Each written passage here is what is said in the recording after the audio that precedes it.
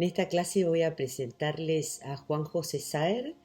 y me voy a basar en el cuento Sombra sobre vidrio esmerilado y en Las nubes, que es una novela preciosa que a mí me fascina, es una de mis novelas preferidas, pero no es la que la crítica más valora o más reconoce de Juan José Saer, que nació en Cerodinos, en la provincia de Santa Fe. Cerodino queda a 40 kilómetros al noroeste de Rosario, y murió en París en el año 2005. Él estaba escribiendo su última novela, que quedó inconclusa, que es La Grande, se publicó póstumamente. Y bueno, también les voy a presentar someramente la obra de él, que es uno de los escritores latinoamericanos más importantes del siglo XX. Él es, según Beatriz Arlo, el mejor escritor argentino de la segunda mitad del siglo XX. Sus padres eran inmigrantes sirios, eran dueños de una pulpería ahí en Cerodino, en realidad un almacén de ramos generales. Y a sus 11 años su familia se mudó a Santa Fe, donde terminó su educación y tomó contacto con otros escritores locales como el poeta Hugo Sala y, eh, y Juan L. Ortiz. Publicó en 1960. Lo primero que publicó fue En la Zona, que es su primer libro de cuentos, que se nota todavía ahí la influencia borgiana. Después se mudó a Colastiné Norte y eso empieza como a crear lo que van a ver que les voy a ir mencionando, que es como la zona saheriana, que es donde va a suceder toda su obra. Pero bueno, este primer libro es en la zona y ahí en Colastiné Norte, que es un barrio costero de la ciudad de Santa Fe. Escribió también Responso, otras novelas que ahora les voy a mencionar, y era profesor en la Universidad Nacional del Litoral. Enseñaba historia del cine, crítica y estética cinematográfica. Y por casualidad, en ese momento, en el año 68, por acompañar a un amigo que quería presentarse a un concurso de la Alianza Francesa, terminó obteniendo el premio él, que no quería ir él, sino que fuera su amigo, pero como era, era personal, dijo, bueno, voy, son 6 meses en Francia, y se terminó quedando hasta su muerte, y venía a Argentina 2 veces por año cuando tenía que presentar un libro, o sea, venía para presentar un libro, eh, o visitar a sus amigos, su familia, pero vivió para siempre ahí. eh, Enseñaba en la Universidad de Rennes, que lo hizo hasta el año 2002. Y ahí, bueno, se conoció con su segunda esposa, que es Laurence de Guéguen, con quien tuvo una hija, Clara. Ya tenía a Jerónimo con su anterior mujer, que había nacido Jerónimo en el año 70. Eh, y bueno, por esa época, eh,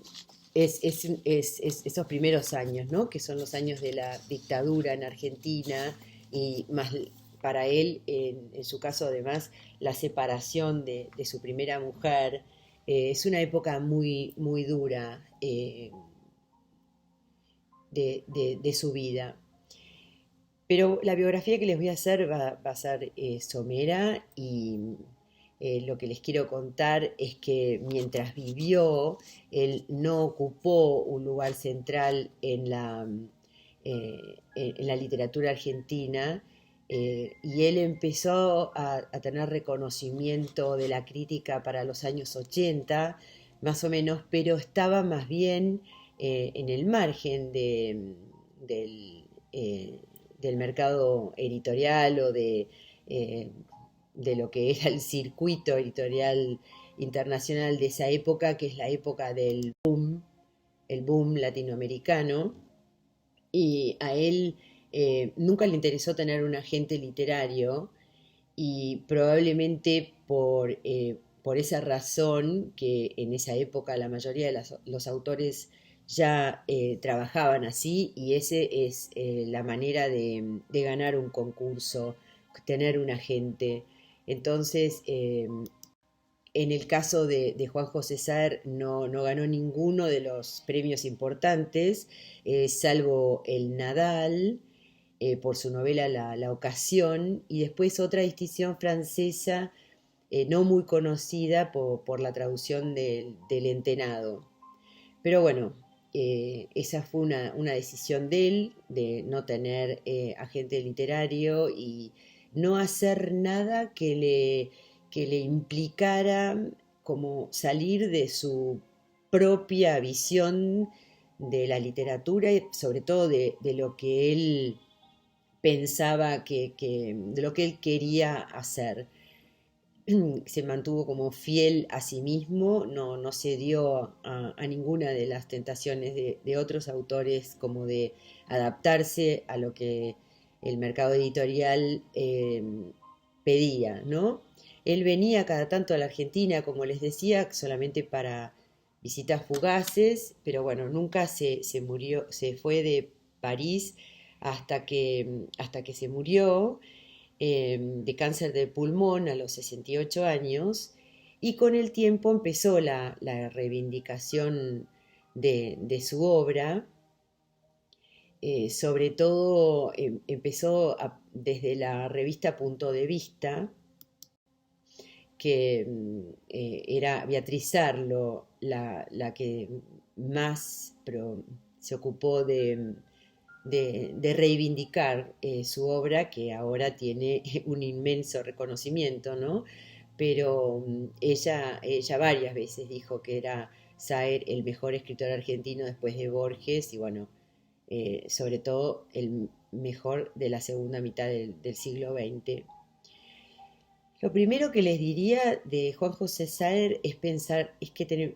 lo más interesante es pensarlo desde la poesía, y que para Saer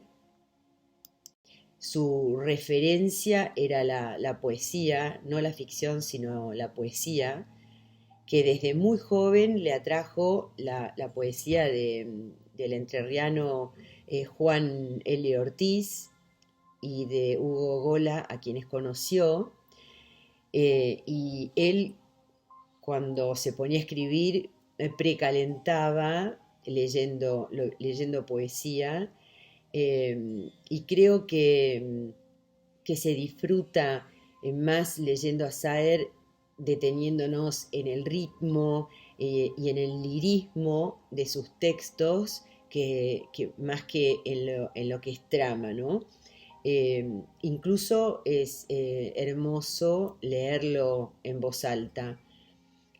Su vocabulario y su sintaxis van como construyendo un lenguaje que por momentos es evocativo y que siempre va hacia esa zona que les empecé a mencionar, esa zona con ese mapa que les mostré, que es su propio espacio, ese espacio de santafesino, desde donde, por más que escribía desde París, hacia donde se enfocaba eso. Entonces, por ejemplo, vamos a ver, les voy a ir contando cómo los personajes de él van apareciendo en distintos títulos suyos, ¿no? Pero por ejemplo, el personaje Washington Noriega, que es uno de sus personajes más, más queridos, hace referencia a Juan L. Ortiz, que es el poeta que más admiró él. Bueno, ahora les voy a hacer como una sinopsis muy breve de cada uno de sus libros, empezando por ese primero que les mencionaba, que es su primer libro de cuentos, En la zona, que es muy borgiano,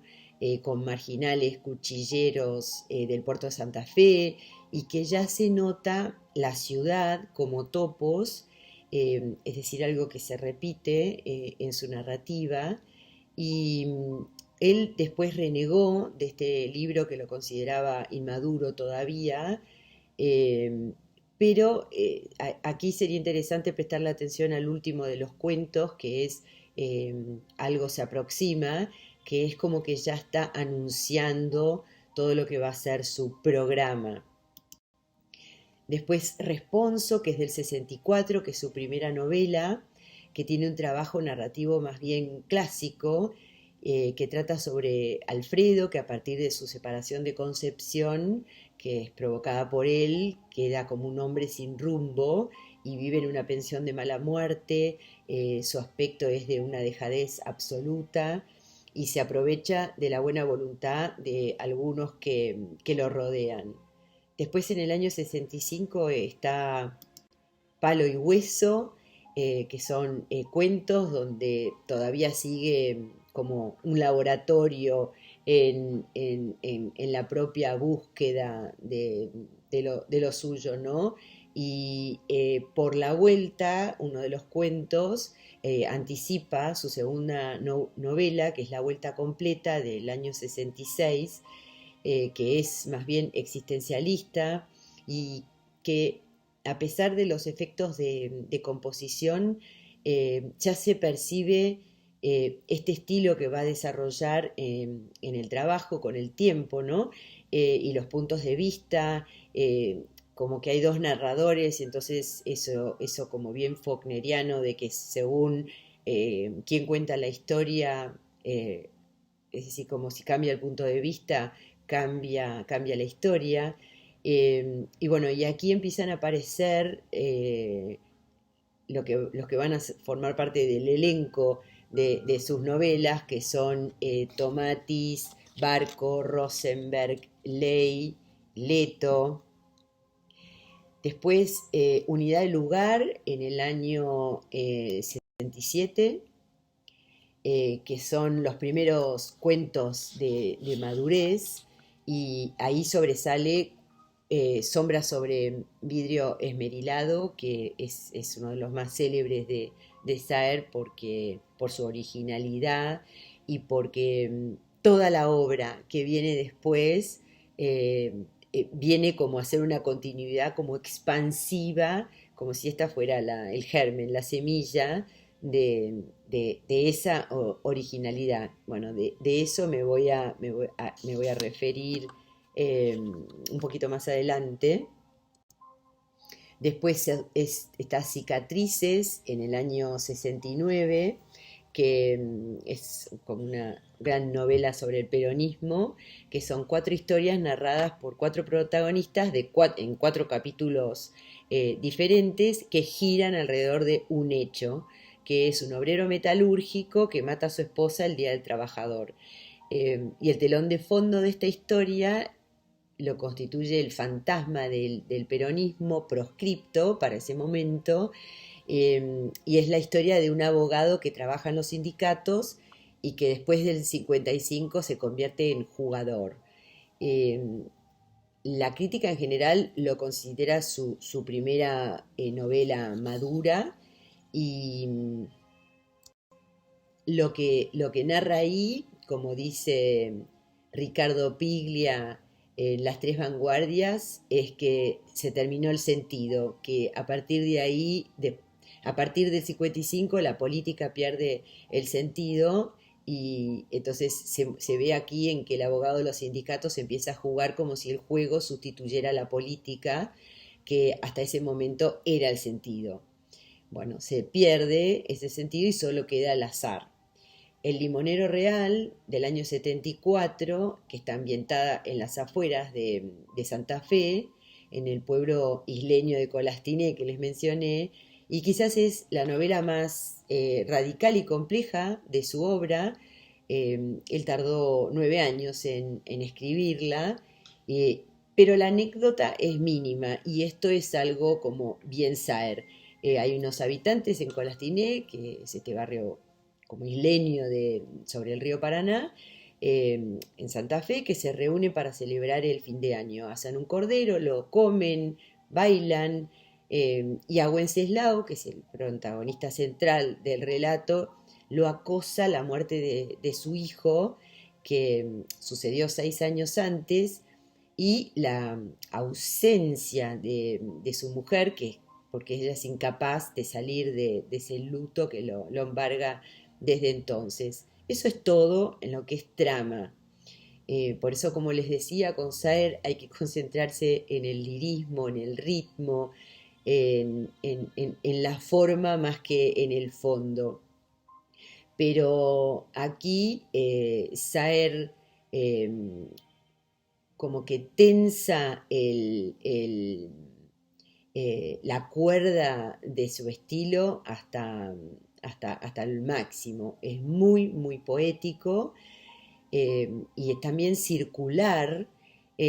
como en espiral, más bien, que va tejiendo frases largas, muy musicales, armónicas, reiterativas, como si el planteo fuese construir un texto sobre la base de la acumulación, una acumulación que llega al borde del vaso pero nunca vuelca ni una sola gota, no agota, no resbalsa, no satura. Después, bueno, en el año 76, La Mayor, que son relatos que da el título de este volumen, como que es el más radical de lo que es toda su experimentación, con una anécdota mínima también, y una prosa que se sostiene por el ritmo, y como les decía antes, ¿no? No por los acontecimientos. Después está El arte de narrar, que son poemas, que es su único libro de poemas, y que es ahí después va, a medida que se va reeditando, a este libro, a este título le va a ir agregando nuevos poemas. Nadie nada nunca, que es del año 80, eh, que son como en la misma estela de otras narraciones anteriores, también ambientada en Colastiné.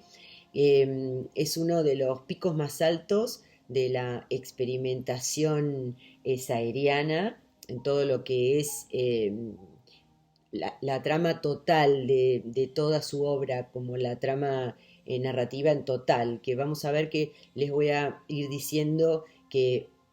por esta razón, porque es que se dice que la obra de Saer es fragmentada, cómo se va como armando, como si fuese una sola novela total, en distintos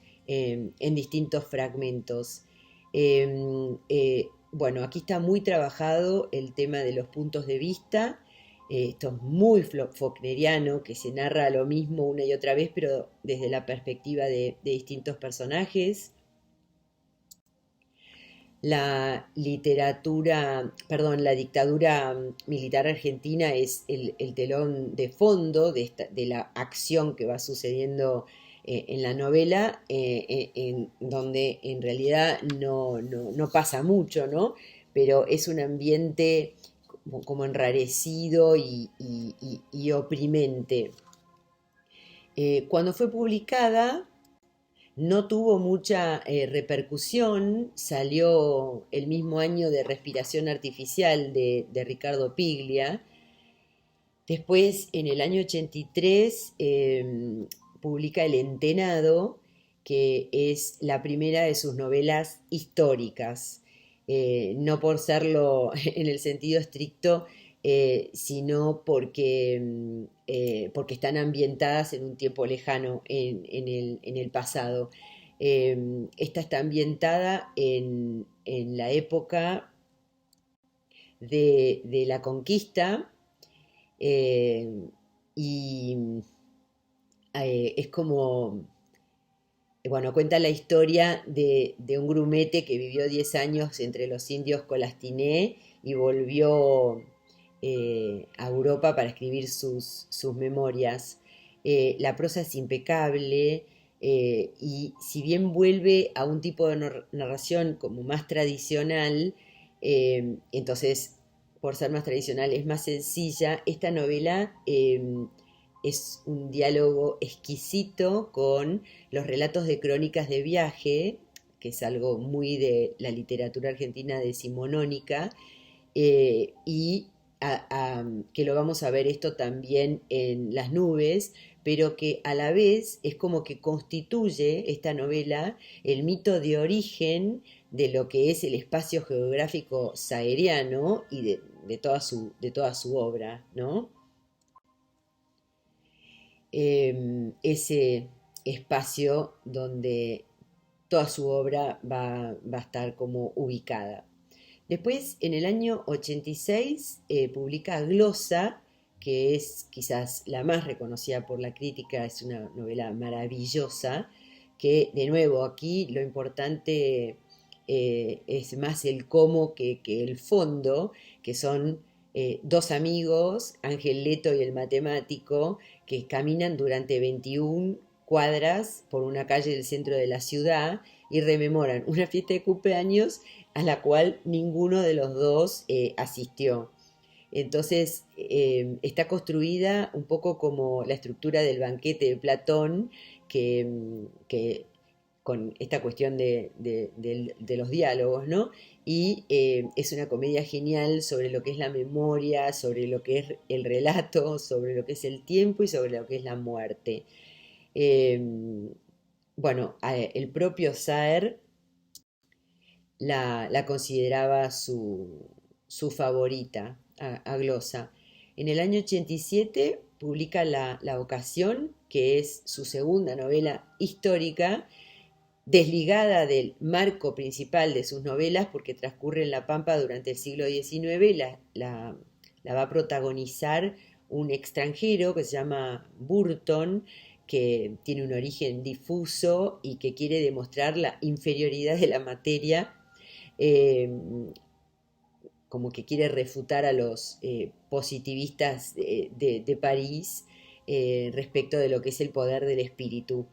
La historia de su posible locura mezclada con su obsesión por una mujer, que es como una metáfora del fracaso de su teoría, se entrevera con la historia del nacimiento de una nación. Y a la vez es esta una historia sobre los celos. Los celos hacen la máquina narrativa de la ocasión, que va detectando signos, descifrándolos, como que va queriendo confirmar esa sospecha.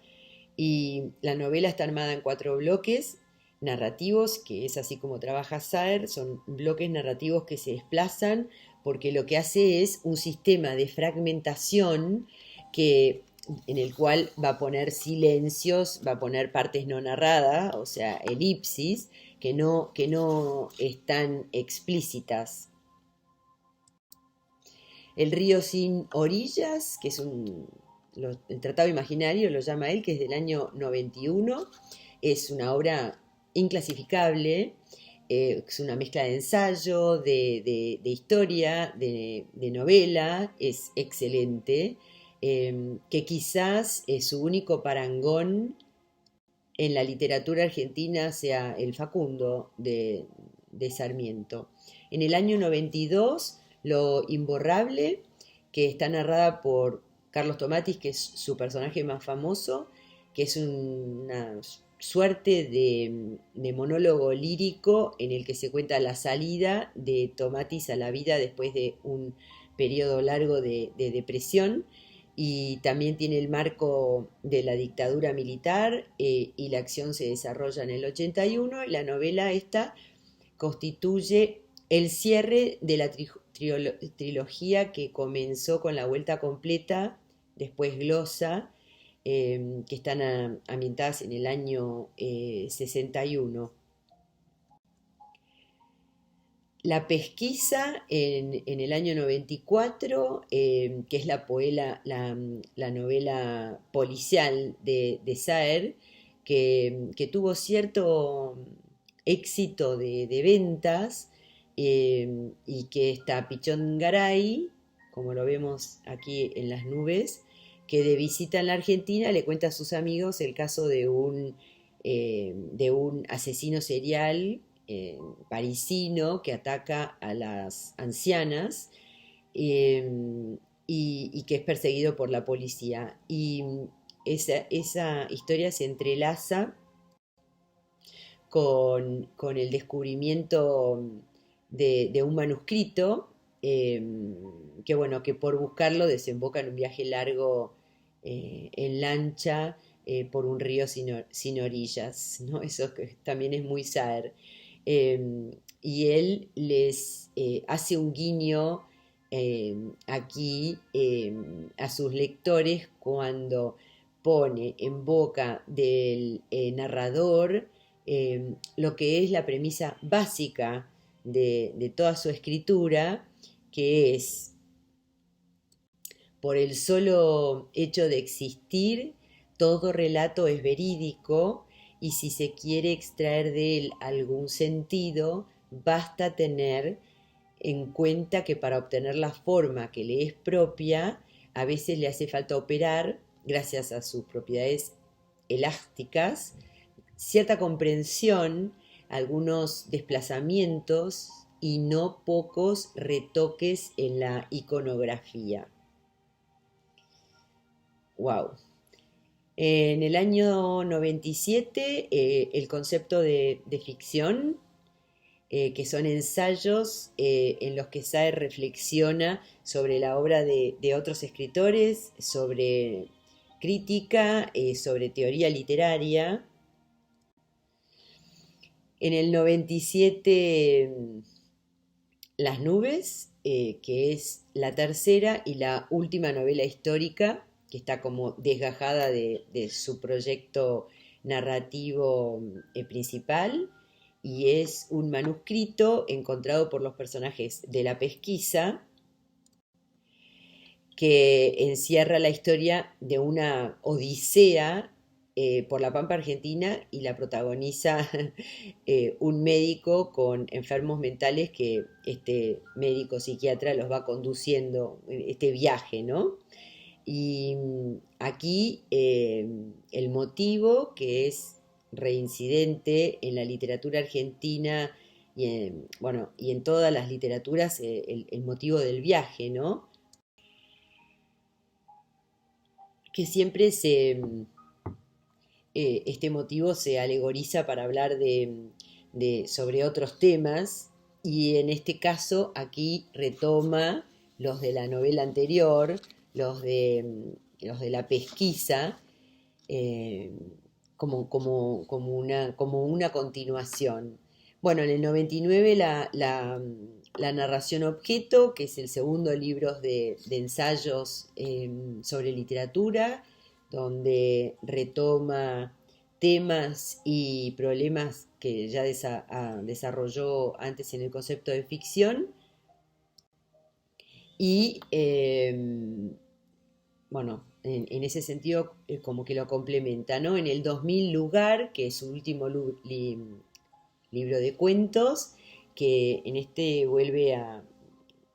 formas más elementales del relato, de la narración, y se sale de su espacio narrativos, y uno de ellos es, que es un policial, que después se continúa en La Pesquisa. En el 2005, La Grande, que es su última novela, que es la más extensa y ambiciosa. La acción transcurre a lo largo de una semana y va día por día, que es el regreso del protagonista del cuento Tango del Viudo a la ciudad y se reencuentra con su pasado y todo en la organización de un asado en el que convergen por última vez, ya, porque ese es el año que él muere, los personajes de todo su universo, ¿no? Del universo saeriano, que es eso lo que conforma la trama de la novela y es como su suma literaria, porque cierra su ciclo novelístico y bueno,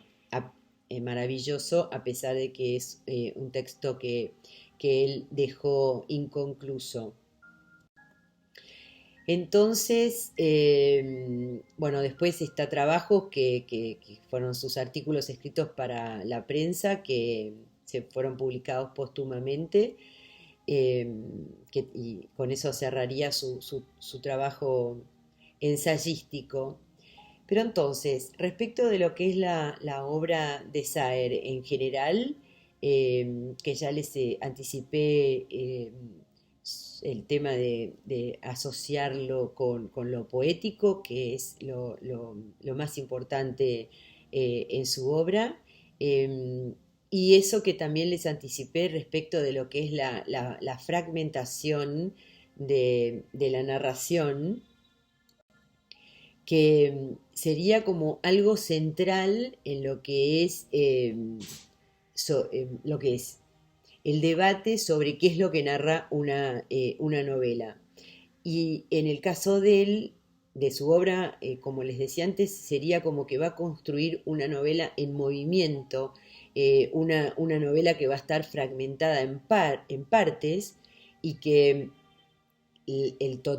total, o sea, la totalidad va a ser lo que va a definir esa zona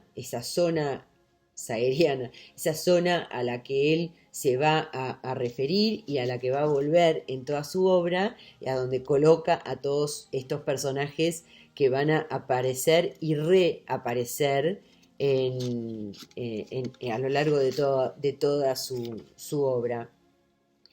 Eso también lo podemos ver como la idea esa idea, la idea de la fragmentación, como esa idea como de segmentar su universo narrativo, como si se propusiera contar eh, la historia como en distintos como gajos, que sería, y bueno, los personajes que se repiten son los hermanos Pichón y Gato Garay, Pichón Garay, que es el de las nubes, Carlos Tomatis, Layo, de entre otros que les mencioné, que ellos narran y a su vez son narrados, es decir, que son los narradores, son protagonistas o son testigos, se narra sobre ellos o ellos son los que narran, quiero decir, ¿no? Es decir, están en foco o están desdibujados apenas en otras tramas. Entonces, Saer va de esta manera como a convertir, y esto lo vamos a ver en Sombra sobre vidrio esmerilado, que va a convertir los problemas técnicos de la narración en anécdota narrativa, ¿no? Y por eso les recomiendo que lean este cuento, Sombras sobre vidrio esmerilado, porque ahí se ve cómo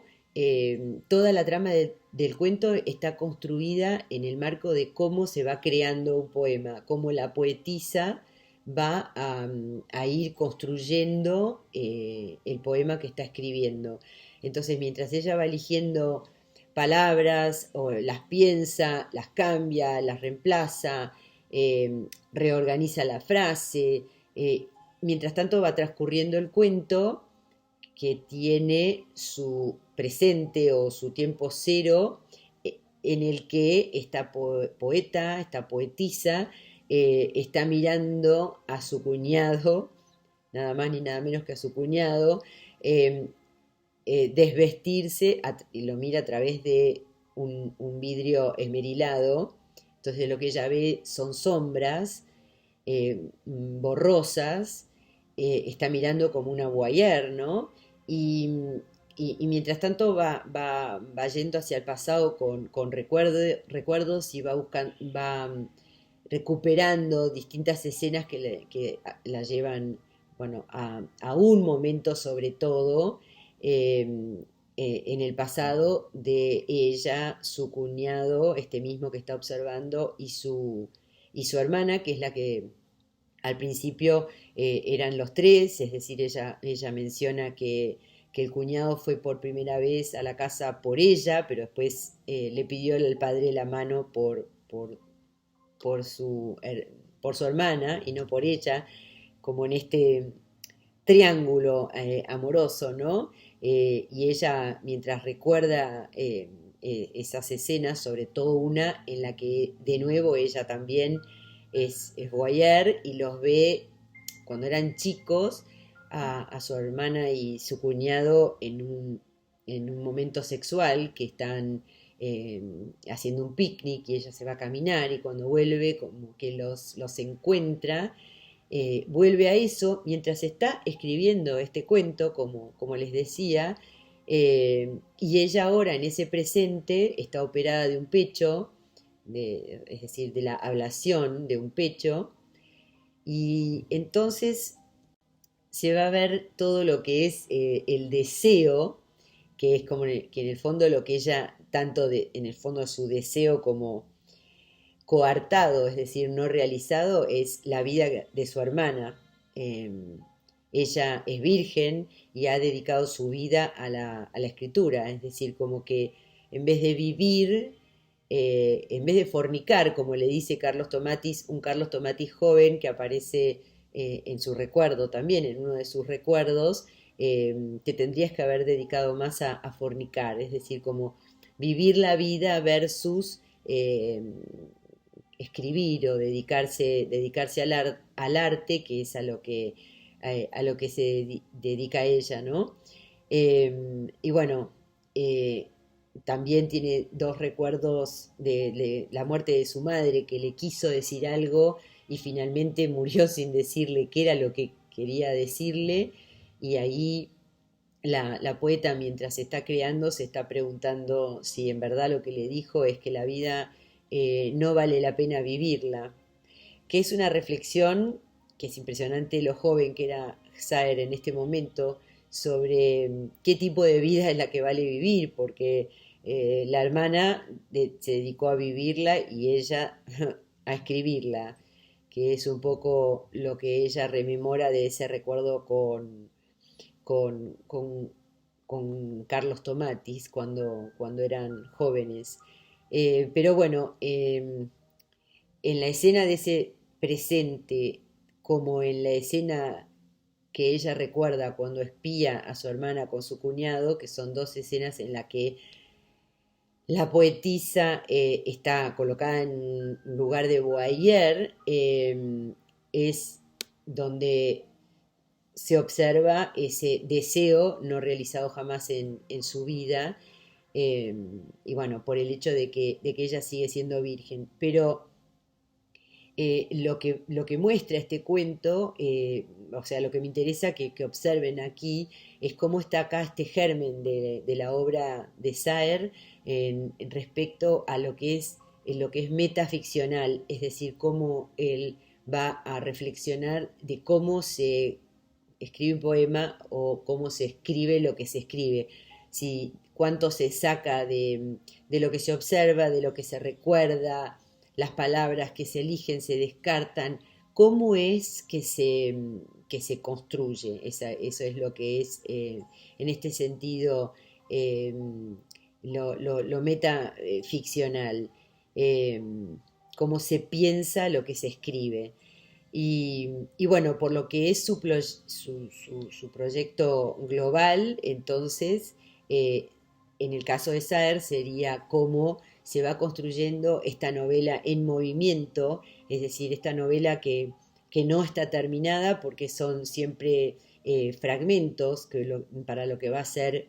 la novela total, en la que hay un espacio, en ese espacio hay una serie de personajes, y ese narrador va a ir contando, ese como gran narrador va a ir contando en distintos relatos lo que constituye la obra total de Saer, que en eso es como lo de Faulkner, que Faulkner también tiene esta como mosaicos en lo que es su historia, porque la historia total que está haciendo, porque como que cada mosaico es como un fragmento de, o sea, como si es hay un todo que es la pieza total y cada mosaico es, o cada fragmento sería, es una de las piezas que conforman el total y por eso los personajes aparecen y reaparecen para narrar las historias. Bueno, de aquí pasaríamos a otro aspecto que sería el lenguaje, que en Saer es fundamental. El hecho de, o cómo se nombra, cómo ese lenguaje va a distinguir lo que es real de lo que no lo es, como lo hacía esta poeta en Sombras sobre vidrio esmerilado, en donde esta poeta va construyendo ese poema, ¿no?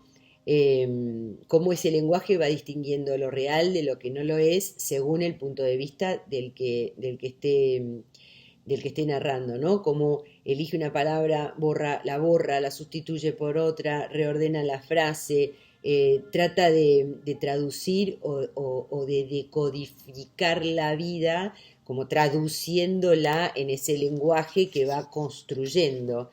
Y bueno, y en el caso de esta poeta Adelina, convierte la vida en un poema porque ella trata de traducir o de decodificar la vida y encuentra la solución a su vida en que no realizó su deseo, eh, el deseo de tener la vida de su hermana, que la hermana aquí funciona como su doble y encuentra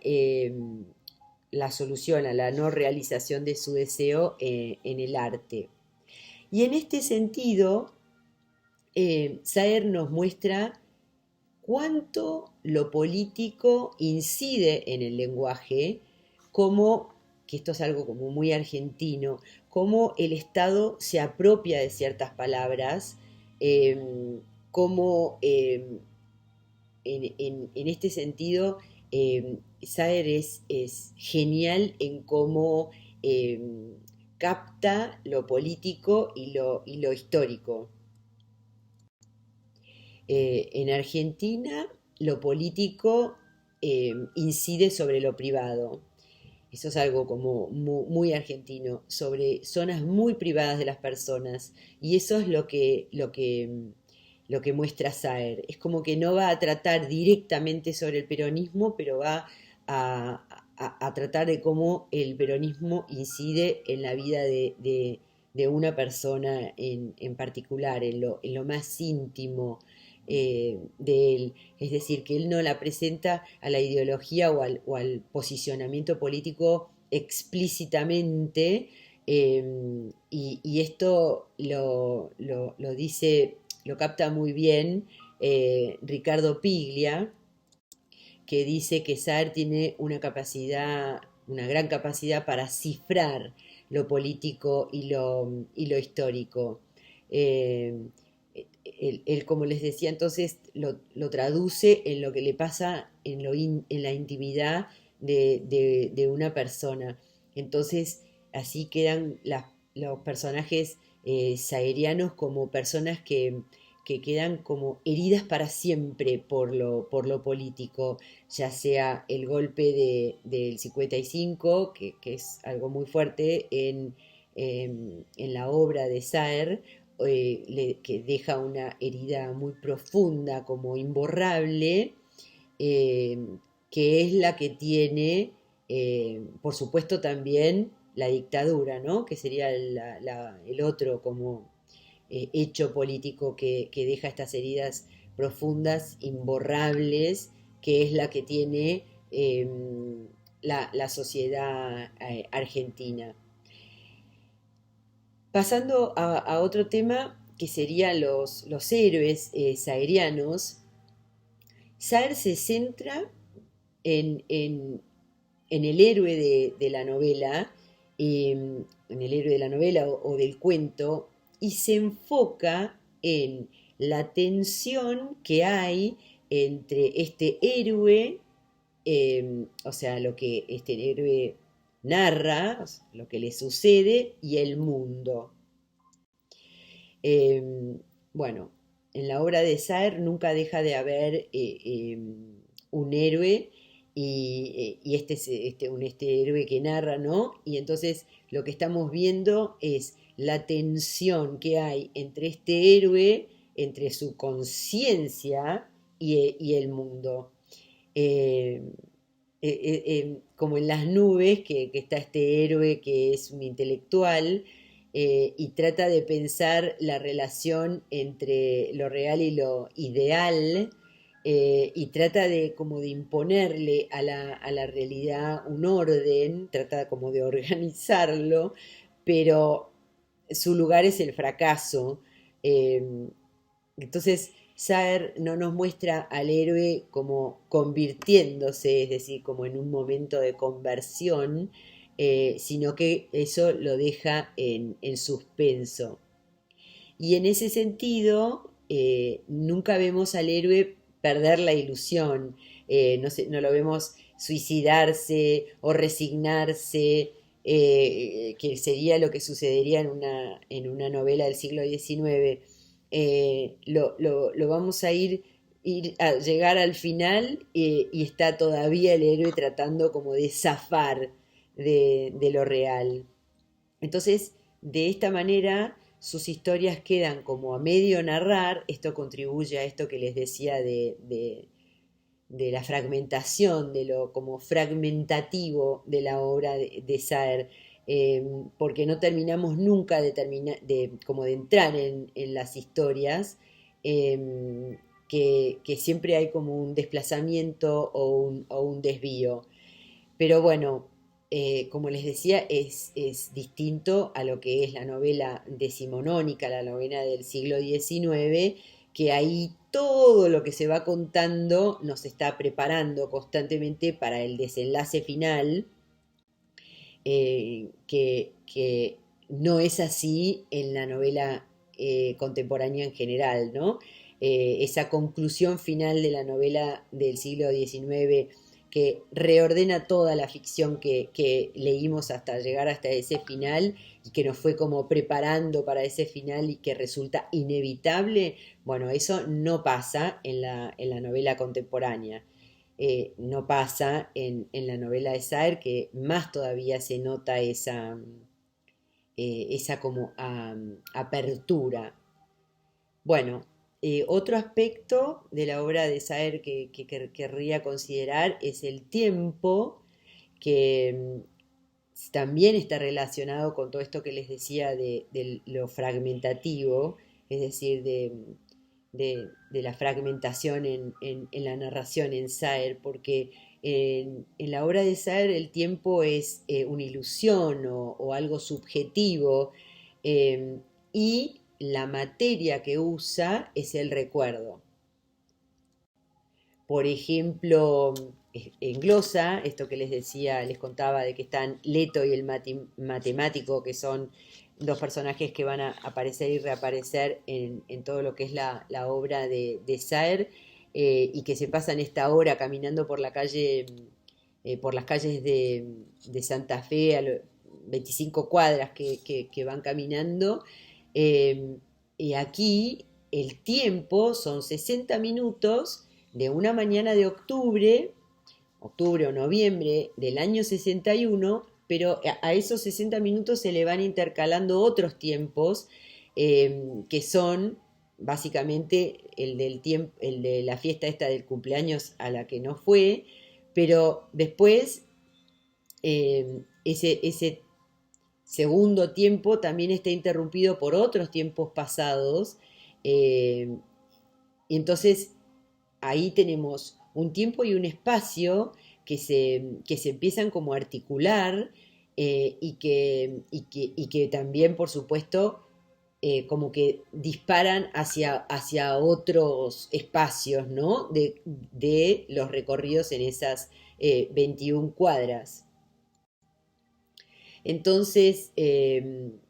también puede avanzar hacia el futuro ese tiempo, porque eh, va a mencionar el narrador eh, los personajes de los cuales están hablando, algunos de ellos viviendo en Europa, o que han muerto, o que fueron desaparecidos, o que, bueno, fueron secuestrados por el ejército.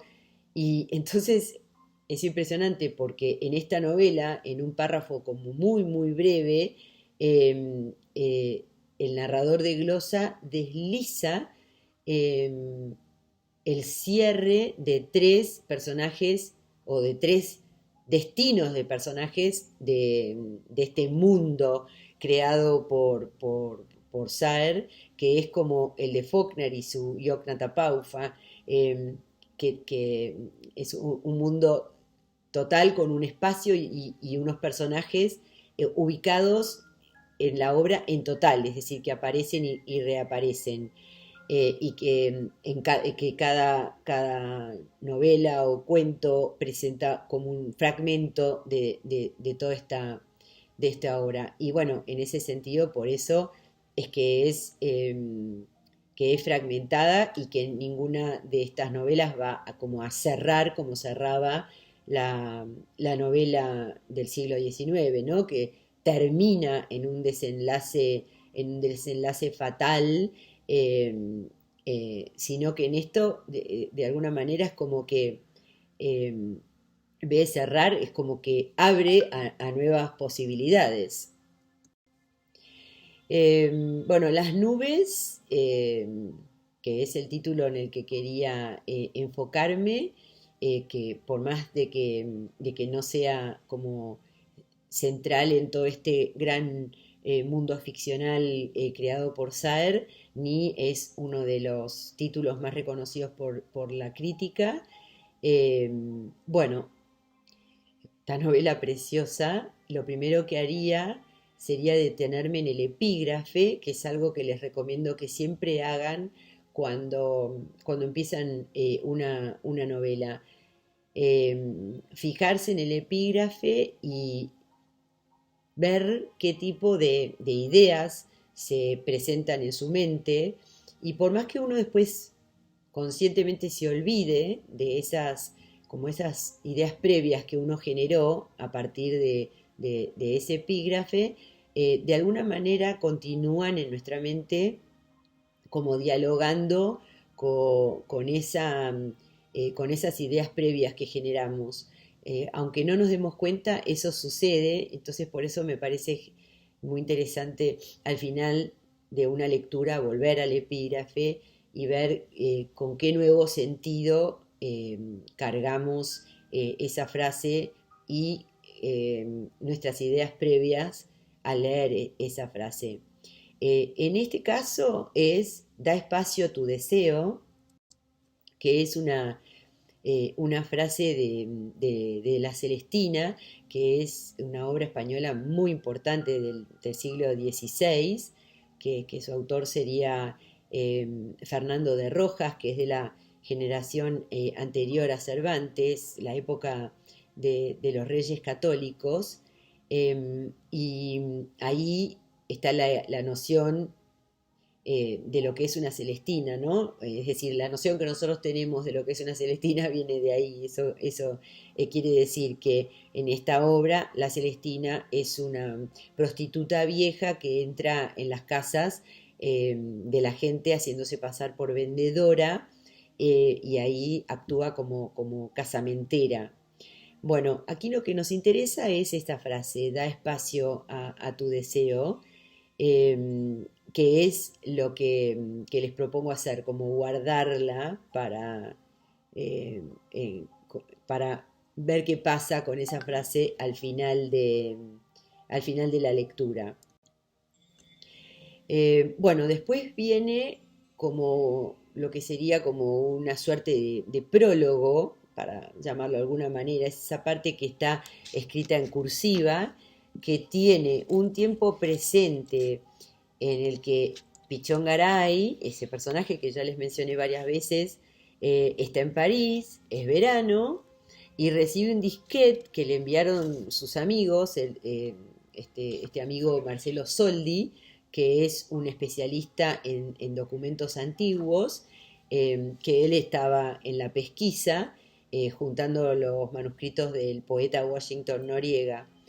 Y este Pichón Garay recibe ese disquete, entonces nosotros lo vamos como acompañando en ese momento que, que, que él trata de conseguir el tiempo necesario para leer ese disquete que contiene el manuscrito que va a hacer Las nubes. Eh, ¿No les hace acordar a Don Quijote de la Mancha? Como enmarcar el texto dentro del marco del manuscrito, cómo llega a las manos de alguien un manuscrito antiguo, que en este caso es un manuscrito escrito en primera persona por el doctor Real, que es este neuropsiquiatra, eh, que a lo que él quiere contar es este viaje que él tiene en el año 1804, que es antes de las invasiones inglesas, que son en el 6 y el 7, que es un viaje en caravana transportando unos locos que van a internarse en un hospital neuropsiquiátrico, que su jefe, su mentor, el doctor Gray, va a abrir el doctor Weiss va a abrir en Buenos Aires. Entonces, la novela va a ser ese texto que vamos a nosotros a leer como al mismo tiempo que Pichón Garay, y es un texto que antes ya fue leído por Marcelo Soldi y por Tomatis. Entonces, Las nubes es una novela de viaje, es una novela de aventura, una novela filosófica, porque nuestro narrador, este doctor Real, va a estar siempre, él es como un filósofo por naturaleza, está observando a los humanos y al mundo de los humanos desde como una perspectiva, desde un punto de vista como filosófico. Entonces, en ese sentido, es una novela más bien clásica, no de vanguardia como el resto de la obra de Saer, más reconocido por la crítica, pero, sin embargo, Saer logra algo increíble y fascinante, que es la combinación de lo leve con lo profundo, de la levedad con la profundidad. Es una novela que es cómica, divertida, pero al mismo tiempo es seria y pesimista. Es amable para la lectura, pero es compleja también, como que no es tan fácil por estas oraciones largas de Saer. Pero bueno, esa es la enorme destreza de Saer. Y es histórica en el sentido de que está ubicada en un tiempo y un lugar del pasado. Bueno, hay muchos desplazamientos porque al principio el narrador nos cuenta cómo fue que él y el doctor Weiss vinieron de Europa eh, a abrir este hospital. Y es interesante que este narrador, este doctor Real, eh, es santafesino, es decir, que es local, nació en Santa Fe, pero de muy chico se fue a Europa, entonces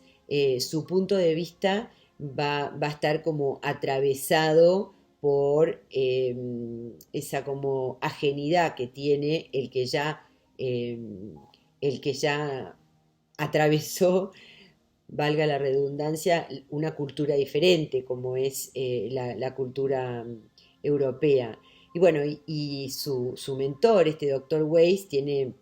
unas teorías modernas para la época, porque considera a los locos como enfermos del alma. Bueno, entonces antes también cuenta cómo fue que tuvieron que, cómo se cerró ese hospital por el lío en el que se metió su mentor, el doctor Weiss, porque era muy propenso a tener amoríos con mujeres casadas. Entonces, de alguna manera, estamos diciendo que empieza por el final, es decir, cuando este hospital ya cerró por el problemón en el que se metió el doctor, y cómo fueron rescatados por un cónsul inglés, y terminaron maniatados en un barco que los lleva de vuelta eh, los lleva de vuelta a la fuerza, a, como desde el fracaso, ¿no? Porque con el hospital cerrado de vuelta a Europa, y él va a partir de ahí, de contar de cómo fue que abrieron y cómo fue que cerraron, se va a centrar en lo que quiere contar, que es este viaje del año 1804, cuando tuvo que ir a Santa Fe a esperar, cinco nuevos, cuatro iban a ser, después se sumó uno más, pacientes que los iba a transportar él para ingresarlos en el hospital Las Tres Acacias en Buenos Aires.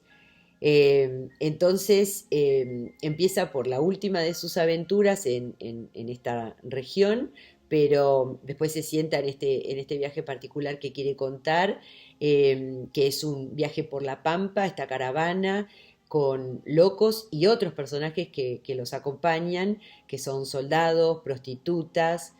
y siempre están al acecho de un cacique muy peligroso que es famoso por lo sádico, el sadismo de sus ataques, y también porque toca el violín.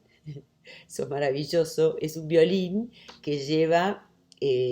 colgando en la espalda, es un cacique que va a caballo con su violín colgando en la espalda. En este viaje tiene muchas vicisitudes. Y bueno, ya antes de empezar hay una inundación que demora el comienzo del viaje y que además los obliga a hacer un desvío para cruzar el río desbordado por esta inundación. Y entonces, bueno, como vemos, hay muchos desplazamientos, muchas aventuras, que al mismo tiempo que el doctor Real las va contando, va haciendo reflexiones sobre todo esto que va contando, desde esta forma que les decía que es como objetiva, como esa objetividad que está construyendo, que Saer construye para este narrador, de que no se involucra como eh, pasionalmente en lo que está diciendo, sino como que es algo que toma como distancia. Y que eso además le da eh, como un tinte de que es un lenguaje, un habla del siglo XIX, que así es como se lograba, porque fluye el texto como con elegancia, y esa elegancia eh, da la sensación de que está lograda sin esfuerzo y que, bueno, es la forma en que se logra que la elegancia resulte convincente. Eso es precioso. Bueno, entonces, que sea un relato de viaje nos coloca dentro de lo que es la tradición argentina de la literatura de viaje, que es una literatura que fue escrita en la misma época en la que suceden los hechos narrados en las nubes, ¿no? Es decir, que Saer escribe 200 años más tarde, o sea, escribe esta historia que ocurre en el 1804, en una época en la que, en esa época, estaba instalada esta tradición de esta literatura de viajes. en esa, en eso está el recurso del manuscrito encontrado, ¿no? Y, y también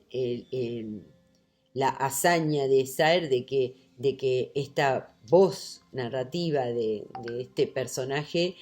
doctor Real, suene a literatura antigua, pero bueno, está enmarcada en la transcripción de Soldi, del que halló este manuscrito, y también, como les decía, las lecturas de Tomatis, que en algún que otro momento opina sobre el texto, bueno, al principio, y de Pichongaray. Entonces está enmarcado en ese marco del manuscrito antiguo, y bueno, por supuesto, ese manuscrito es apócrifo, ¿no? Bueno, es ficción, pero ese manuscrito es el que se ubica dentro de lo que es esta tradición de la literatura de viajes de esa época, y entonces en las nubes de Saer van a aparecer muchos de los tópicos de esa tradición de la literatura de viajes. Bueno, entonces este manuscrito que pretende ser verdadero, ese es el recurso, eh, tiene muchos de estos tópicos que son los cuentos que se escuchan a la luz del fogón, las postas para cambiar caballos, el acecho de los indios, los rumores que corren sobre la cercanía de esos indios que están siempre como a punto de aparecer, y está esa peligrosidad, el paisaje que sorprende a este narrador, a un observador que no puede creer lo que ve, lo que es esa inmensidad de la llanura, que tiene como esa luz como muy particular y que le llama la atención por su horizontalidad, por lo plano, por lo existencial, ¿no? Lo metafísico. Después están los cambios de clima abruptos, o muy extremos, ¿no? Que van como de un extremo al otro, catástrofes naturales, como bueno, la inundación, y la observación del doctor Garay, que nació en Paraná, tiene eso que les decía, del que conoce y a la vez es ajeno por esa... Es decir, está viajando por tierras conocidas, pero vuelve después de haber atravesado o haber vivido una cultura distinta que le permite como observar más desde afuera. Entonces, novela de aventura dentro de la tradición de literaturas de viajes del siglo XIX. Esta caravana atraviesa el desierto y se van encontrando situaciones como muy arquetípicas de todo esto que les decía de la tradición, que como toparse con los restos de otros viajeros que fueron ya atacados y asesinados y que sus restos están carcomidos por las aves, está entonces con temor constante de que aparezcan los indios, y todos los personajes, protagonistas o secundarios, tienen una historia para contar, cada uno de ellos tiene una historia para contar. También los puesteros de la posada, que paran para hacer noche y cuenta algo sobre, por ejemplo, el cacique Josecito, pero a la vez hay otro que como que desmiente ese rumor, tiene un rumor distinto. Esta cuestión como la de la eh, versionalidad, ¿no? Pero eso que es bien arquetípico es lo de las historias alrededor de un fogón, es decir, el fogón y están todos ahí contando historias, muy arquetípico de lo que es la literatura de viajes de este siglo XIX. Historias, rumores, correcciones de esos rumores, Y el doctor Real, que es muy joven, no es muy experto, y entonces este viaje es un viaje de aprendizaje para él. Eh, pero él va a narrar desde un tiempo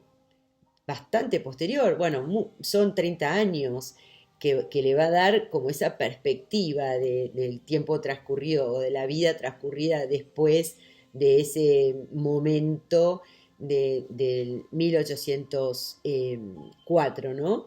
Y en el que hace este viaje. Entonces, su mirada va a ser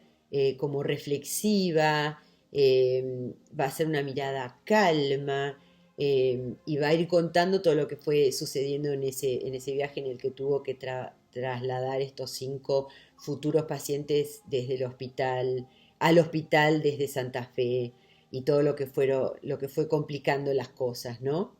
Bueno, empezando porque el hecho de que sean locos, eso va a complicar la disciplina, eso es algo eh, bastante como evidente. Y después además que los encargados de imponer disciplina son estos gauchos como andrajosos que, que le agrega como lo aventuresco a este viaje, ¿no? Bueno, dos de de los locos tienden a escaparse, entonces eso provoca conflictos peligrosos que también son cómicos. Hay una que es una monjita ninfómana, provoca conflictos porque como van las prostitutas, a ella lo que les molesta es que la monjita no cobre por sus servicios, y entonces les afecta su trabajo. Eh, no, no, bueno, y después lo que, lo que este viaje va provocando en los pacientes, pero sobre todo me parece que es lo más interesante es en lo que provoca en ese cacique Josecito, el que al principio no se conoce y cuando al final se llega a conocerse, resulta que la locura a él le provoca lo deja pasmado, como una cuestión como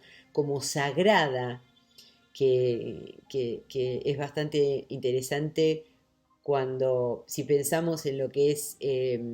lo real y lo irreal, que real es el nombre de este doctor justamente, ¿no? Que cuenta todo desde esta perspectiva que no juzga, como desapegada, como que va como iluminando a los personajes que retrata para que sea el lector el que los capte.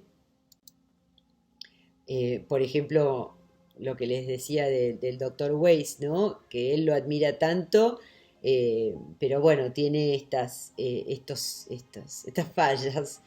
Después está el guía Osuna, el señor Parra, que es el papá de uno de sus futuros pacientes, es un hombre culto que lo aloja en la ciudad, eh, a donde tiene que esperar que llegue el resto de los pacientes, o, o el indio Sirirí, que es uno que está como asimilado en la nueva cultura cristiana, o el vasco, este vasco que tiene una pulpería ambulante y que los va acompañando a lo largo del viaje, así también como por ejemplo una prostituta francesa, o, o el empleado barra casi esclavo de uno de los locos, sí, el troncoso, que es completamente eh, como dedicado sin ningún tipo como de duda a su bueno, a su empleador, que esto, bueno, esto va también con el tema de la novela, sobre lo que es la locura, ¿no? Porque como lo dice el doctor Weiss, mentor del narrador, es algo que está siempre asociado a lo que es la cordura, ¿no? ¿Quién es el loco y quién no? De hecho, al principio de la novela se cuenta que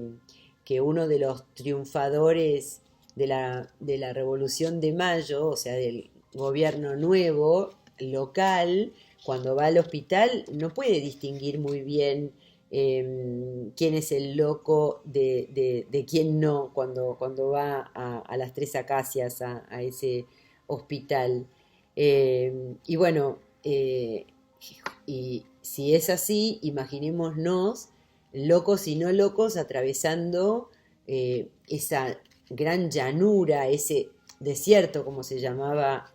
dentro de lo que es la tradición de la literatura de viajes del siglo XIX. Esa cuestión como tan metafísica que tiene para volver loco al que no es loco, ¿no? Para decirlo de alguna manera. Es como muy existencial, metafísico eso. Hay un momento bellísimo en el que Real se queda solo en el medio de la llanura y se siente como sacado del centro del mundo, y está como expelido a la periferia, y de repente mira a su caballo y le da la sensación de que el caballo tiene como un entendimiento mejor que él, eh, respecto de todo el mundo que lo rodea. Y él piensa, eh, si este es si este lugar extraño no le hace perder a un hombre la razón, o no es un hombre, o ya está loco, porque la razón es lo que engendra la locura. Bueno, es fascinante lo que él observa, ¿no? Este doctor Real. Y lo que son las locuras, las 5 especies de locuras que tienen estos pacientes, tenemos una ninfómana, un depresivo, un melancólico, un obsesivo y un maníaco. Los 5 tienen pasiones que son conocidas por todos nosotros, pero en el caso de ellos las tienen exageradas. Después está, bueno, el deseo sexual de la monjita, que ella es autora de un manual, que es una especie de herejía mística, al mismo tiempo que obscena, que ella provoca orgías con los gauchos de la caravana, y creo que esto provoca como un volver al epígrafe, que habla sobre ese deseo, sobre dar espacio a ese deseo, y bueno, cuánto espacio sería en todo caso, ¿no? Y después está el deseo de poder, porque es el maníaco troncoso, que es un dandy que arranca el viaje todo emperifollado, y está emperifollado aunque llueva y haya barro, y después el tipo en el viaje es como que se le sale la cadena completamente y se va en busca del cacique Josecito, tiene como un brote, sería, y ahí es cuando apabulla a los indios que tienen esta reverencia eh, por la locura. Entonces estos 5 pacientes, que son bastante complicados, van a complicar el viaje, ¿no? Real tiene que actuar como un malabarista, y como le había ya anticipado su mentor, lo que pasa con los locos es que son cansadores. Eso es lo que pasa. Agotan. Y bueno, eh, hay el melancólico, que es este Parra, está agotado por el deseo de saber, como que se termina hundiendo en el letargo, y repite con sus manos el gesto de Zenón, que simbolizaba el conocimiento, eh, Bueno, también está el deseo de lenguaje de los hermanos Verde y Verdecito, que son obsesivos, porque no pueden con el lenguaje como significar eh, todo lo real, y entonces como es imposible, eso los lleva a la enfermedad mental. Bueno, y así como está ligada esta novela con la tradición de la literatura de viajes y crónicas del siglo XIX, siguiendo a Beatriz Sarlo, eh, les hago una relación que me parece bastante interesante eh, de uno de los personajes de la novela con la tradición, que son el cacique Josecito y Sirirí, este indio asimilado, eh, que son como muy caprichosos, como eran los que mostraba Lucio Mansilla. Después está el puestero borracho, que es parecido al de Raquela de Benito Lynch. Después, cuando Troncoso pierde su figura de dandy y está todo deshecho, destruido por el sol, por la tierra y todos los avatares, es igual a Facundo. Y bueno, y Osuna pertenece a la escuela de Calíbar de Sarmiento, y bueno, y el sargento Lucero, ¿no? Que es alguien famoso en la literatura gauchesca. Y bueno, por último, me parece interesante de enfocarnos en el título, eh, que ese título de Las nubes es el título de la comedia griega del siglo quinto antes de Cristo, de Aristófanes, que ahí Aristófanes critica a Saer por sofista y aprovechador de la buena fe. Ese es el Sócrates que nos presenta él. Es la referencia más antigua a Sócrates, y ahí hay un padre endeudado por los gastos de su hijo, que gasta en caballos. Entonces, como no quiere pagarle a los acreedores, se le ocurre el plan de mandar a su hijo al pensadero, que es una palabra inventada por Aristófanes, que es la escuela donde enseñaban Sócrates y su amigo Querefonte, para que él ahí aprenda el argumento justo,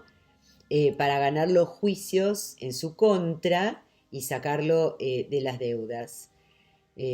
Bueno, en este caso tiene, sería como que Las nubes de Saer sería como una refutación a esa obra de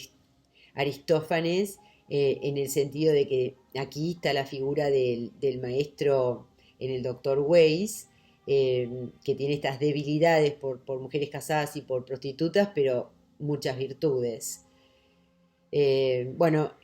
en, en la obra de Aristófanes las nubes son el coro, y en la de Saer son como la salvación, porque vienen a traer la lluvia después del incendio del final, que también termina como el de Aristófanes, pero también son las que provocan las inundaciones, es decir, eh, esas como catástrofes que les mencioné. Eh, y en ese sentido, relacionando estas catástrofes eh,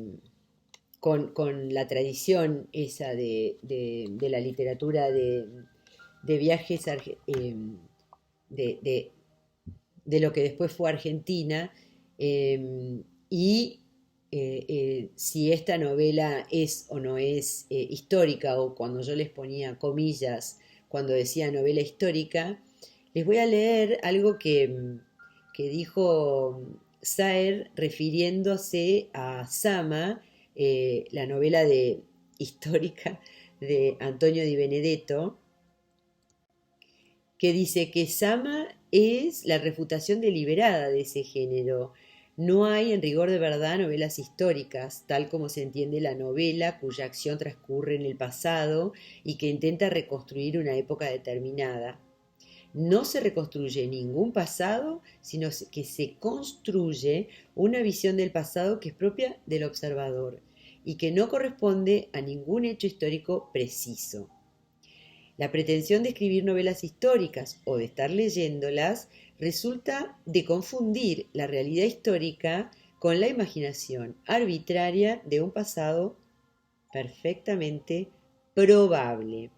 En Sama no hay ninguna clase de reconstrucción lingüística tampoco, porque se dice que en Sama reconstruye el habla del pasado, ¿no? Eh, y él dice que es evidente que tal proyecto no ha sido nunca tenido en cuenta por su autor, Antonio Di Benedetto. Entonces, eh, eso sería también algo sobre esta novela, sobre las nubes, eh, y sobre su aspecto filosófico que les decía, de ese modo como el doctor Real observa a la humanidad o al ser humano y la situación del ser humano en el mundo. eh, o sea, cómo se las arregla el ser humano con la cuestión de esa tan existencial de lo que es su propia finitud, y que observa como desde afuera, desde, desde un lugar como desde afuera en el sentido de no involucrado o apasionado o tomando partido, sino como una especie de no, no juzgar, y después va reflexionando sobre todo eso que va observando. eh, eh, y bueno, y ni que hablar sobre lo que es esa planicie, ¿no? Que provocaba esa sensación como tan existencial, que los dejaba pasmados a los observadores que observaban desde afuera en esa tradición de la literatura de viajes. Que como dice el doctor Real, eh, esa llanura es el centro mismo de la soledad, eh, y esa soledad existencial humana sería, ¿no? Y miremos esto que dice en la página sobre la llanura, ¿no? 132. Desmesurada y vacía, cuando en ella se produce algún accidente, siempre se tiene la ilusión o la impresión, verídica quizá, de que es un mismo accidente que se repite. Y después, eso que les decía del caballo en la 136, que es maravilloso. Empecé a mirar su perfil con fijeza, la del caballo, ¿no? Y como si él lo hubiese advertido, ni una sola vez volvió hacia mí la cabeza, con tan aparente obstinación que parecía estar tratándome adrede con indiferencia. Durante unos segundos tuve la impresión inequívoca de que simulaba, y casi de inmediato la total convicción de que sabía más del universo que yo mismo, y que por lo tanto comprendía mejor que yo la razón de ser del agua, de los pastos grises, del horizonte circular y del sol llameante que hacía brillar su pelo sudoroso. Bueno, eso es maravilloso, esa visión de que el caballo, sobre todo esa existencialidad, sabe más que el propio ser humano. Y bueno, el doctor Real también emplea, como les decía, que es algo como general en la obra de Saer, esas frases largas, incisivas, muy inteligentes, que tiene como muchas subordinadas, que las subordinadas van matizando la idea principal de la frase. Eso es muy, muy Saer. que es como si las palabras, como le pasaba a Verde y Verdecito, no alcanzaran para denominar lo que es la experiencia humana y hay que darle vuelta y vuelta y son todas como englobantes, circulares de alguna manera, ¿no? Pero que van haciendo como capas. Bueno, y ya yendo hacia el final, estas, como les decía, las nubes salvadoras, las nubes de Aristófanes, volver también al epígrafe, da espacio a tu deseo, a ver si al decirlo, después de la experiencia de la lectura de esta novela, eso se cargó de un sentido distinto. Y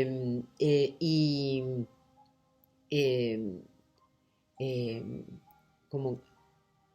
volver a eso y nosotros pensar cuánto le podemos ahora cargar a esa frase. Eso me parece algo genial para hacer en todas las lecturas. Así que si les gustó esta novela, les recomiendo mucho Glosa, el limonero real, bueno, Glosa sin duda, el limonero real, que son obras más reconocidas por la crítica de Saer. Les recomiendo también El Entenado, y también me parece que si les gustó mucho, lo genial de leer a Saer es leerla toda,